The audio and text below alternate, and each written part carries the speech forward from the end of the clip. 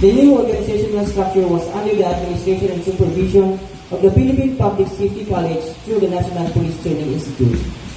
On April 12, 2019, pursuant to Republic Act No. 11279, the 26 years full administration under the PPSC was officially transferred to the Philippine National Police. PRTC-5 is committed in developing professional core of public safety of personnel in the Bicol region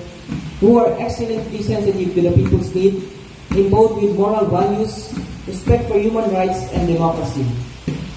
Being the center of police training in the Bicol region, PRTC-5 is envisioned to become the primary training ground for professionally competent, proficient, and morally applied police officers working closely with the community in the preservation of peace, protection of human rights, and maintenance of law and order with the end view of improving the quality of people's lives. The main mission of NPTR PRTC-5 is to continuously cater the training and education through Human Resource Development Program for the uniformed personnel of the Philippine National Police for them to acquire the necessary knowledge, attitudes, skills, and values geared towards not just for career advancement, but to further hone their confidence for them to carry out the best services of such noble profession, the law enforcement.